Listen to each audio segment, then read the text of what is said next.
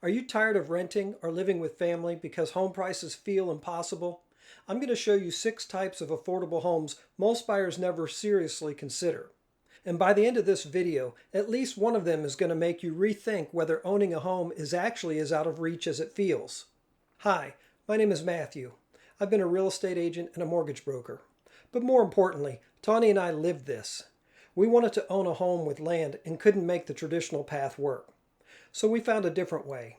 Today, we live on 11 peaceful acres in the mountains. We own a little cabin, and we built a 2,400 square foot barndominium home, all without a 30-year mortgage. Here's what most people are dealing with right now. You look at home prices in your area, and the numbers just don't work. A traditional home in the area where you live costs $400,000 or more. The mortgage payment alone would consume most of what you bring home every month. So you keep renting, or you're living with family, telling yourself you'll figure it out eventually.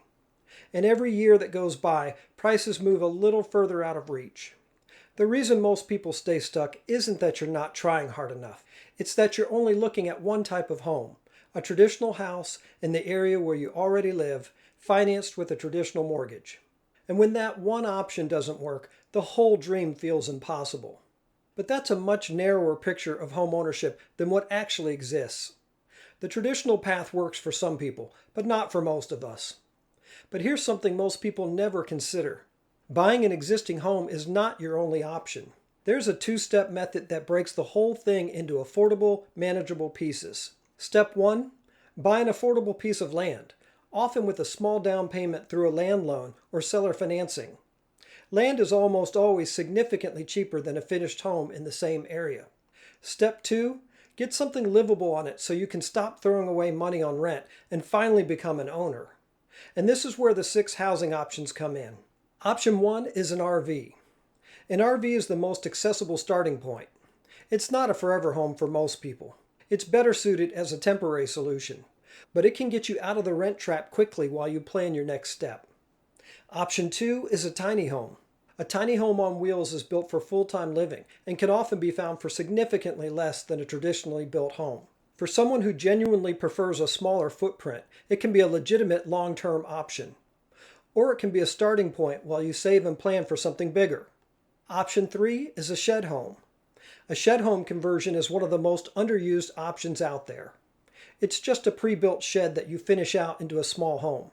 Many companies offer rent-to-own financing, which means you can often get started with a relatively small deposit, and often without a credit check or income verification. And shed homes can be sized larger than you might think. Our daughter lives in ours today. Option 4 is a cabin kit. A cabin kit is a pre-cut, pre-engineered building package that's assembled on your land. They come in a wide range of sizes, from small and simple all the way up to full-sized family homes, and can often cost significantly less than a traditional home. Option 5 is a modular home. A modular home is built in sections at a factory and assembled on your land. They can be full-sized, well-designed homes that often cost significantly less than a comparable site-built home. And you can often get a traditional mortgage on them, including low down payment and no down payment loans. And option 6 is a barndominium home.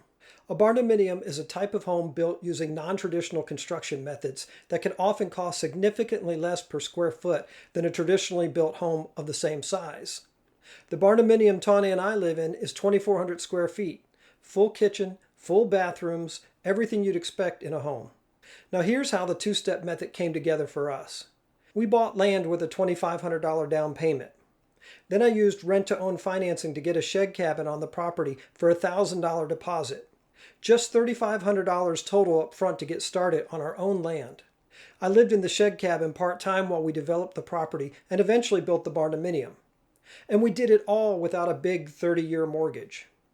That's what breaking it into steps made possible. When most people say they can't afford a home, what they usually mean is they can't afford a traditional home with a traditional mortgage. But that's not the only way to own a home. And that's what the 3 keys to affordable home ownership are all about: location, housing type, and financing options. Any one of these keys can open up new possibilities. Combined, they can make home ownership a reality for you. Want to learn more? Click the link.